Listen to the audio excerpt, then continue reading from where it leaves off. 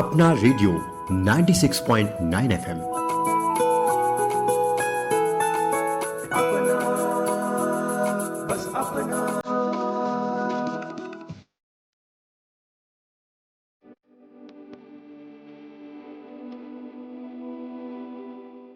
अपना radio 96.9 FM में आप सभी का स्वागत है। आप सुन रहे हैं हमारा विशेष कार्यक्रम आपके स्वर्णिम वर्ष बुजुर्गों के लिए पोषण। दोस्तों, जैसे जैसे हमारी उम्र बढ़ती है, हमारे शरीर और गतिविधि के स्तर में बदलाव के साथ साथ पोषण संबंधित जरूरतें भी बदलती हैं। दरअसल उम्र बढ़ने के साथ कैलोरी की जरूरत कम होती है और 80 की उम्र तक हमें 30 की उम्र की तुलना में लगभग 20% कम कैलोरी की जरूरत होती है। उम्र बढ़ने के साथ साथ बुजुर्गों में कई बदलाव आते हैं, जिसमें आहार संबंधी जरूरतें भी शामिल हैं। तो चलिए आज के इस कार्यक्रम में जानें कि किस किस चुनौतियों से आपको कैसे कैसे पार पाना है मजबूत, तेज और ऊर्जावान बने रहने के लिए। किस तरह से आप बुढ़ापे में भी अपने पोषण संबंधी जरूरतों को पूरा कर सकते हैं, आज इसी विषय पर चर्चा होगी। चर्चा में हमारे साथ जुड़ेंगी आहार विशेषज्ञ डॉक्टर रितिका समादार।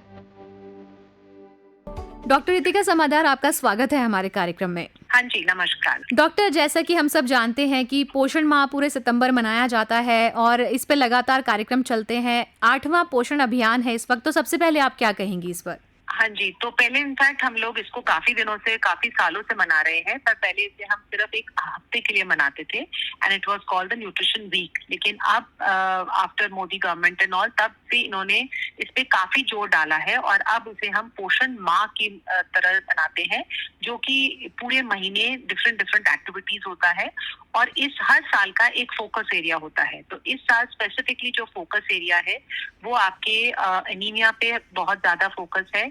इस साल पे community nutrition, community lead activities पे काफी ज्यादा फोकस है और स्पेशली इस बार देखा वो ज्यादा टेक्नोलॉजी ड्रिवन जो हमारी है उसको यूज करके अगर हम ये जो मैसेज है पोषण माह का, अगर ये हम सब कम्युनिटी में दे सकें तो ये बहुत अच्छी बात होगी। जी डॉक्टर, अनीमिया के बारे में बात की है यहाँ पर। तो अनीमिया तो जब कि कोई महिला गर्भावस्था में होती है उस समय अनीमिया की प्रॉब्लम हो जाती है। कोई बच्चा जब आता है इस दुनिया में तो क्या वो माँ से ही वो इस चीज़ को लेकर के आता है या बाद में भी फिर उसमें ये समस्याएं होती हैं? जैसे आपने कहा वो एकदम ठीक है कि अगर माँ एनीमिक होगी तो द चांसेस ऑफ जो बच्चा होगा वो भी, उसका जो परसेंटेज ऑफ एनीमिया होता है वो बहुत हाई होता है। बट अगेन हमारे कंट्री में देखा गया है because of the type of diet जो हम लेते हैं, जिस तरह के माहौल में बच्चे पलते हैं, तो उसमें हम देखते हैं कि स्पेसिफिकली जो अनीमिया है वो बहुत कॉमन है। तो almost 50 to 60% of the women population जो है डिफरेंट एजेस में, चाहे वो बच्चा हो, चाहे वो लैक्टेटिंग या प्रेग्नेंट वुमेन हो, या इवन जो एडोलेसेंस हैं, उनमें ये बहुत कॉमन देखा गया है। एंड अगेन अगर आप थोड़ा बहुत डाइट में अगर उसको थोड़ा बहुत फोकस कर सकें, क्योंकि जो बेसिक रीजन फॉर एनीमिया है वो है, अगर आपका जो डाइट अगर वो ठीक नहीं है तो बेसिक कारण वही है। तो अगर हम उसके बारे में अच्छी तरह इंफॉर्मेशन दे सकें सोसाइटी में तो ये काफी हद तक इसे हम कॉम्बैट कर सकते हैं। जी, तो पोषण भी पढ़ाई भी, इस पर भी इस बार सरकार का काफी ज्यादा जोर है कि हमें पढ़ाई के साथ साथ पोषण भी मिलना चाहिए। दोनों ही चीजों का कॉम्बिनेशन आजकल हम देखने को मिलता है। इस पर क्या कहना है मैम आपका? ऑब्वियसली अगर आप देखें कि अगर हम एक होलसम डेवलपमेंट के बारे में बात करते हैं तो दोनों चीज साथ साथ चलती है। जो इंसान एजुकेटेड है उसको जो न्यूट्रिशन या गुड फूड के बारे में जो नॉलेज होती है वो ज्यादा है, वो उसे घर पे इम्प्लीमेंट अच्छी तरह कर पाता है। एंड वाइस वर्सा, अगर वो खाना पीना अच्छी तरह खा रहा है तो उसका जो मेंटल अलर्टनेस है वो ज्यादा होगा एंड वो अपनी एजुकेशन पे ज्यादा ध्यान देंगे। तो दोनों अपने जो है एक विशियस साइकिल है, one drives to the other and similarly the other one drives to this one. जी, तो डॉक्टर साहब, अगर अब कोई माँ जिसने शुरुआत से अपनी जो केयर है की है गर्भावस्था के दौरान और उसका बच्चा जो है वो पोषण से भरपूर पैदा हुआ, लेकिन उसके बाद जब समय आगे बढ़ता है, हम आगे एजिंग में आते हैं, तो न्यूट्रिशन कैसे काम करता है, इस पर भी हमें बताइए। अगेन वो एक बहुत इम्पोर्टेंट सेगमेंट है जो जिसे कम्प्लीटली इग्नोर किया जाता है, वो है हमारी एल्डरली पॉपुलेशन। एंड अगेन क्योंकि जनरली जो मोस्ट ऑफ द प्रोग्राम्स जो हमारे यहाँ भारत देश में होते हैं वो बेसिकली स्पेसिफिकली बच्चों पे या लेडीज पे हो रहे हैं या प्रेग्नेंट या लैक्टेटिंग वुमेन्स पे हो रहे हैं, तो जब वही इंसान जब अपने बुढ़ापे में जा रहा है तो देयर आर मल्टीपल फैक्टर्स जिसकी वजह से उसका जो न्यूट्रिशन है उस पर फोकस नहीं रहता है. So there are different reasons for that. एक जो सबसे इम्पोर्टेंट है कि जैसे जैसे हम बुढ़ापे की तरफ जाते हैं, there are lot of changes जो हमारे बॉडी में होते हैं, both in terms of psychological changes and physiological changes. हाजमा कमजोर पड़ जाता है, भूख नहीं लगती है, डाइजेशन में काफी प्रॉब्लम आ जाता है, there is a lot of lack of interest या टेस्ट में चेंजेस हो जाते हैं, जिसकी वजह से over a period of time खाने में रुचि नहीं रहती और खाना नहीं खा पाते हैं. There are also some social problems, जैसे जनरली बुढ़ापे में लोग अकेले होते हैं, बच्चे लोग बाहर निकल जाते हैं तो वो अकेले रहते हैं, तो उसमें जो होता है उनका जो इंटरेस्ट होता है खाने वाने में वो धीरे धीरे कम हो जाता है, तो उसकी वजह से भी जो इंटेक है वो कम हो जाता है. But at the same time अगर आप उनका फिजियोलॉजिकल चेंज देखें तो जो इनकी रिक्वायरमेंट है बुढ़ापे में वो ज्यादा होती है. देयर इज अ टर्म जो हम बहुत कॉमनली यूज करते हैं, वो है सार्कोपीनिया, जिसका मतलब है there is a lack of muscles. Muscles जो है वो हमारे आफ्टर द एज ऑफ 40 हर डिकेड में 2 से 4% कम होते हैं. तो जैसे जैसे हम बुढ़ापे में जाते हैं हमारे मसल्स बहुत वीक हो जाते हैं. इसका मतलब हमारी जो रिक्वायरमेंट है specially in terms of protein वो बहुत ज्यादा हो जाती है. There is on the contrary अगर आप देखें तो क्योंकि हम खाना कम खा रहे हैं और क्योंकि हमें उतनी शायद नॉलेज नहीं है या ऐसे गवर्नमेंट फोकस्ड प्रोग्राम्स नहीं है, तो इन सब चीजों में there is a lot of I would say discrepancy की जो हमें चाहिए और जो हम एक्चुअली ले रहे हैं उसमें काफी फर्क आता है, जिसकी वजह से जो न्यूट्रिशन ऑफ द एल्डरलीज है वो बिल्कुल ही निग्लेक्ट होता है. तो डॉक्टर, ये एक पूरा चक्र जैसा है कि बचपन में जो माँ बाप हमें हमारे पोषण पे काम करते हैं वही बड़े होकर के उनको भी पोषण चाहिए, तो फिर बच्चे उनके पोषण का ध्यान दें. किस तरह से कनेक्टेड है ये चीज़, बच्चों को भी कैसे पता होनी चाहिए? हाँ, जैसे मैंने आपको बताया कि जो रिक्वायरमेंट है वो काफी हाई होती है, specially in terms of proteins है, माइक्रो न्यूट्रिएंट्स की रिक्वायरमेंट बहुत ज्यादा होती है. तो जिस तरह से बचपन में हमें सर्टेन न्यूट्रिएंट्स की काफी ज्यादा जरूरत होती है, जैसे कैल्शियम है, विटामिन ए है, प्रोटीन है, उसी तरह से जैसे हम एज करते हैं और एल्डरली पॉपुलेशन में जाते हैं उस समय भी हमारे इन सब की जो रिक्वायरमेंट है वो काफी ज्यादा होती है.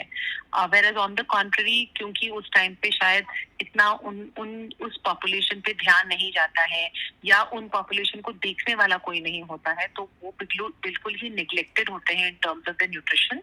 एंड देयरफॉर देखा जाता है कि बुढ़ापे में जो जनरली देखा जाता है जो वीकनेस है या सार्कोपीनिया है वो बहुत ज्यादा कॉमन है, स्पेशली हमारे कंट्री में. जी, तो डॉक्टर, अब जब पोषण की बात आती है और स्पेशली बुजुर्गों में पोषण की बात आती है, तो किस किस तरह की डाइट चार्ट उनकी रहनी चाहिए अगर अकॉर्डिंग टू द एज हम जाने, और किस तरह के पोषण की उन्हें आवश्यकता होती है? तो एल्डरली पॉपुलेशन में हमें 2 चीज का ध्यान रखना है. एक कि क्रॉनिक डिजीजेस, क्योंकि इस समय पे जनरली देखा जाता है कि काफी तरह की जो कोमॉर्बिडिटीज है वो हो सकती है. किसी को डायबिटीज है, किसी को हार्ट की दिक्कत है, किसी को किडनी की दिक्कत है.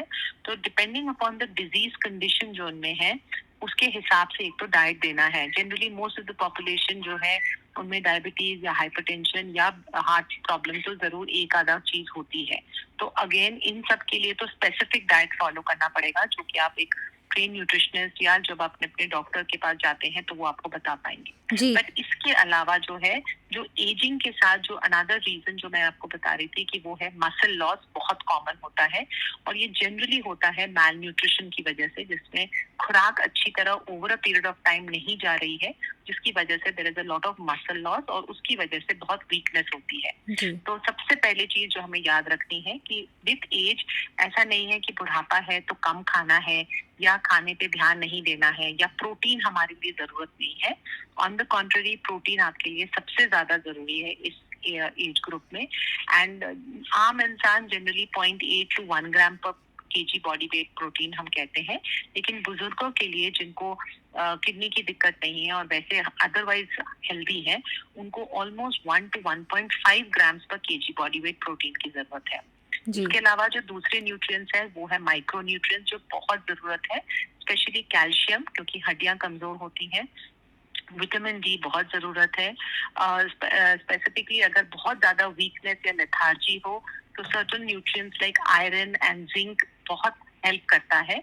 एंड इसके अलावा of course depending upon the comorbidities उनके जो डाइट प्लान्स होते हैं वो स्पेसिफिकली उनके लिए बनाए जा सकते हैं। जी डॉक्टर, यहाँ पर एक सवाल मेरा ये भी है कि जब हम छोटे बच्चों में वैक्सीनेशन की बात करते हैं तो बहुत सारे वैक्सीनेशन ऐसे होते हैं जो कि उनके फ्यूचर के लिए बहुत अच्छे होते हैं, तो अगर हम बुढ़ापे तक की उम्र में पहुँचते हैं तो क्या कुछ वैक्सीनेशन ऐसे भी हैं जो हमें उस एज में भी लेने चाहिए? सो अगेन डिपेंडिंग, अगर कोई कोमोर्बिडिटीज है तो ऑफ कोर्स उसमें काफी सारे वैक्सीन डॉक्टर्स प्रिस्क्राइब करते हैं और आप डॉक्टर के प्रिस्क्रिप्शन के साथ ही ले पाते हैं। लेकिन फॉर द जनरल पॉपुलेशन जैसे आजकल काफी तरह के वैक्सीन हैं जो हम एल्डरली पॉपुलेशन को दे सकते हैं, जिससे कि आपको लंग्स या फ्लू की प्रॉब्लम ना हो। तो उसके लिए जैसे फ्लू वैक्सीन, अभी जैसे सर्दियां आ रही हैं तो फ्लू वैक्सीन हम जनरली रेकमेंड करते हैं 60-65 के ऊपर अगर आप इस समय लेते हैं तो जो इंसिडेंस ऑफ जो लंग डिजीज या जो आपको लंग्स वाले जो डिजीजेस होते हैं इन्फेक्शन वाले वो आपको कम हो सकते हैं।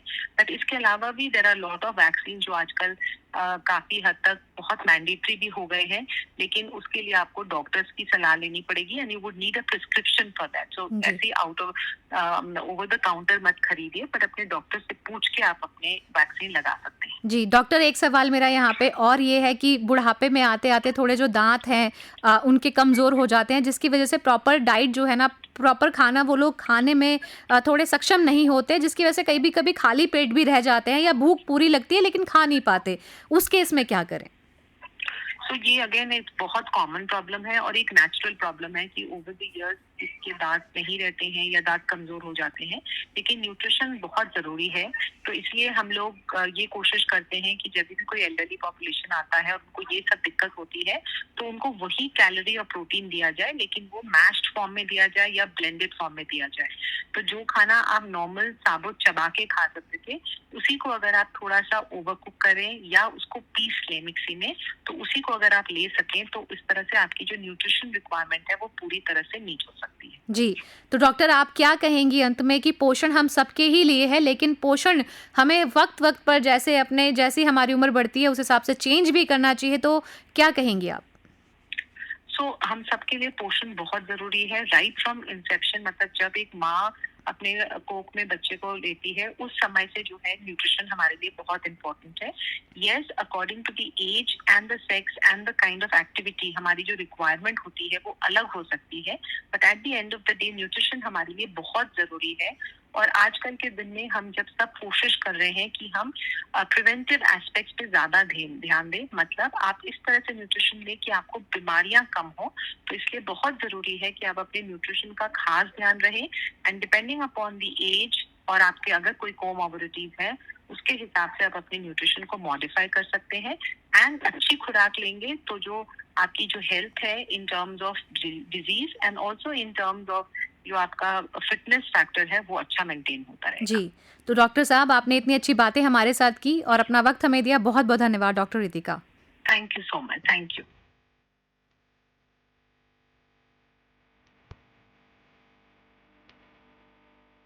तो दोस्तों, आपके स्वर्णिम दिन, आपका स्वर्णिम समय वही है जब आप पूरी तरह से पोषण युक्त आहार जो है उसको खाते रहें और अपना जो पोषण संबंधित समस्याएं हैं उनको दूर भगाते रहें।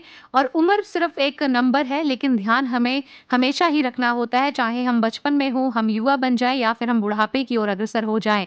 और बुजुर्गों में भी जैसा डॉक्टर ने कहा पोषण की अत्यधिक ज़रूरत होती है, और जो बच्चे अपने माँ बाप का ख्याल रख रहे हैं उन्हें स्पेशली इस बात का ध्यान रखना चाहिए कि उनके माता पिता में जो कैल्शियम, प्रोटीन, आयरन जो डॉक्टर ने बताया, जो पोषण युक्त चीजें हैं वो लगातार उनकी बॉडी में जाती रहे, जिससे कि वो हमेशा स्वस्थ रहें। इन्हीं शुभकामनाओं के साथ कि आपका जो सफर है जीवन का वो ऐसे ही अच्छा रहे और आप बुजुर्ग भले ही हो जाएं लेकिन कभी भी अपने आप को असहाय न समझें और बीमारियों से दूर रहें। कविता शर्मा को दीजिए अनुमति। सुनते रहिए अपना रेडियो 96.9 FM। नमस्कार।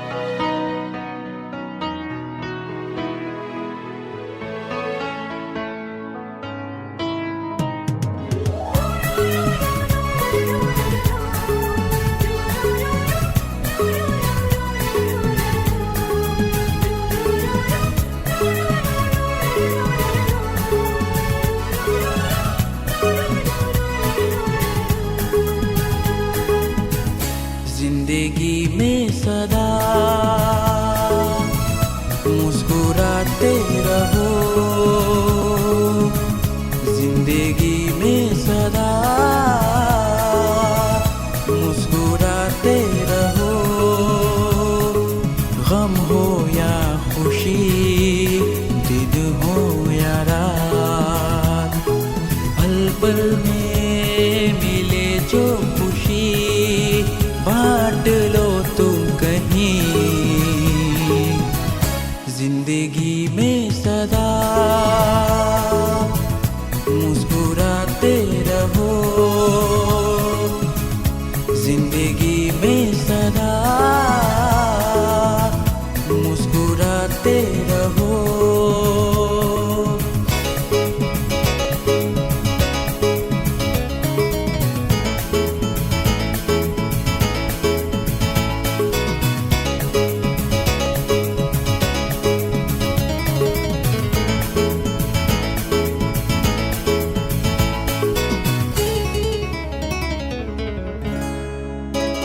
जो जी चाहे वो मिल जाए, कब ऐसा होता है। कभी फूलों से हम, कभी कांटों से प्यार, ऐसा भी होता है। जो जी चाहे वो मिल जाए, कब ऐसा होता है। कभी फूलों से हम, कभी कांटों से प्यार, ऐसा भी होता है। जिंदगी में सदा मुस्कुराते रहो, जिंदगी में सदा मुस्कुराते रहो।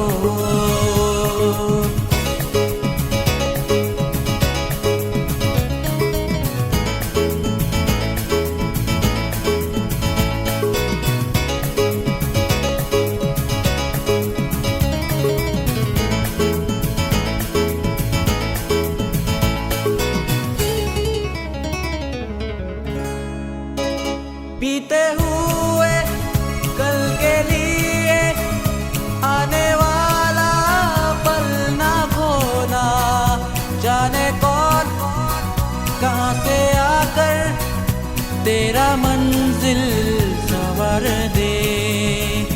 बीते हुए कल के लिए आने वाला पल ना खोना, जाने कौन कहाँ से आकर तेरा मंजिल संवर दे।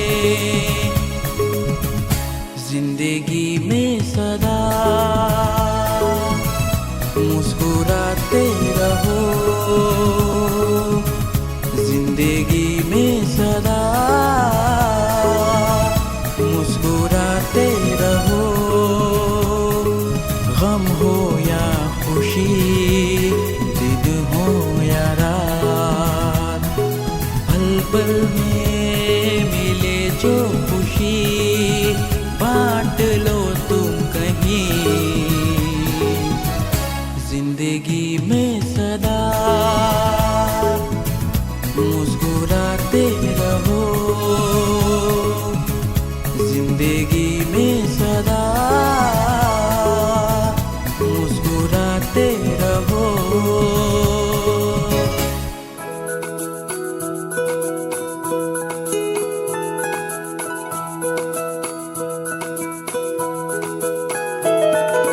मेरी ख्वाहिशें, मेरे अरमान, मेरा बस यही सपना, जिंदगी में हर कोई समझे हम सफर मुझे अपना, अपना बस अपना।